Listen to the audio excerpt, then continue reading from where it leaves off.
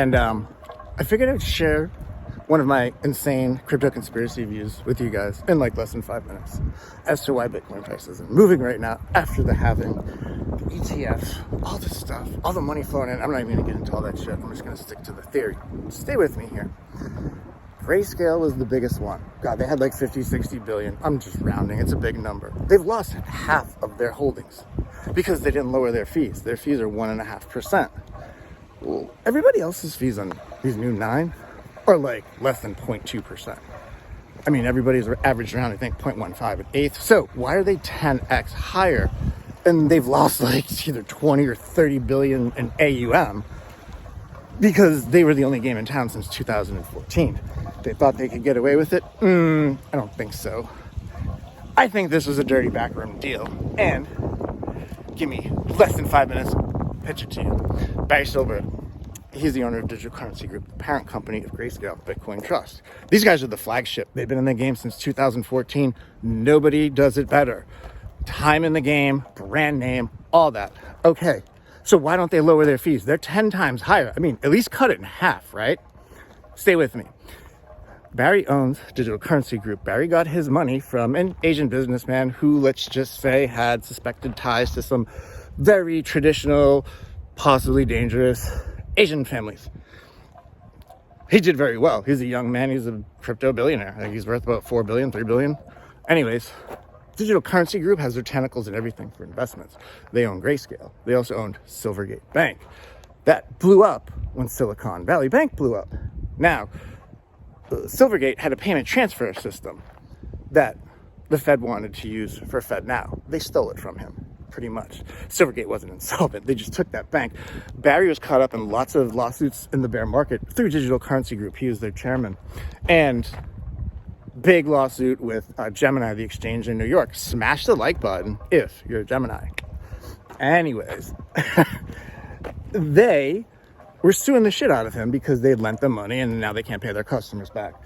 Yada, yada, yada. When Silicon Valley Bank went down a couple of years ago, they also took Silvergate. Nobody understood why, because it was a crypto-friendly bank. And they had that 24-hour payment system that was funding all the crypto exchanges that I believe they wanted to steal for FedNow. So they just took it. And if you research this, you'll read some stuff online that says the auditors and stuff that went in to take over the banks, when Silicon Valley failed, they didn't even know anything about Silvergate. It was like literally the last second they came in and said, "Hey, we're taking this bank too, get it done." And none of them could figure out why, because I mean, they were good. They wanted the payment system. They wanted to hit him. Now, let me fast forward and tie this all together. You got sketchy money. You got a crypto kingpin. You got a bank with the technology that they wanted. They took it, put him under more pressure. Now, the ETFs are getting approved because Daddy from BlackRock asked for it. Well, Barry got his approved way back when. He's the only game in town, making a fortune. So, December 26th of this past year, 2023, Barry Silbert and the CFO of Digital Currency Group are quietly resign. Why? Why would they walk away from their money printing empire? I will tell you why. Backroom deal. The guys at BlackRock and all these other ones knew this ETF money was going to hit way harder than anybody thought. That's why they were cutting the fees. They got the feedback from the home offices. They got the pulse of what their clientele was going to want as far as what their demand looks like. That's why they all cut each other's throat on fees. But why didn't Grayscale lower theirs? Here's the money shot, guys. Backroom deal. Dirty Gary and the SEC said, "Hey, we'll approve it, but here's what's going to happen. Here's our fear.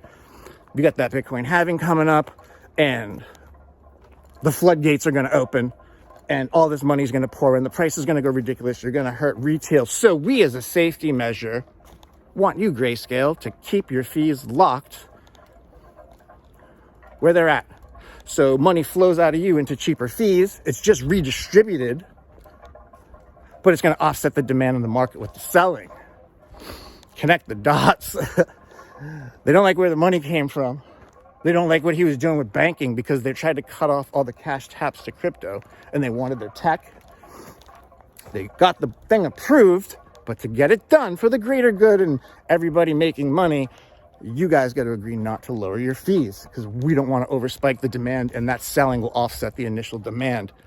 Hands were shaking, asses were kissed. Barry was pissed, and they basically told him, get the fuck out of here as a condition. Step down. Hey man, if I was a billionaire by 40 and shit started getting aggravating, I'd walk away too. Anyways, let me know what you guys think about that. If it makes any sense to you. You know, Barry's still rich. He's maybe a little butthurt. But here's the funny part. This is the kicker. 4 days ago, Grayscale just applied for a new spot Bitcoin trust, boasting a fee of 0.15%. 10 times less than their flagship product, with the brand name, with worldwide recognition. Does that sound like a wise business decision to you? I don't fucking think so. I think somebody had a gun to their head and they needed to get it done. All right, that's all I got, guys. Have a good one.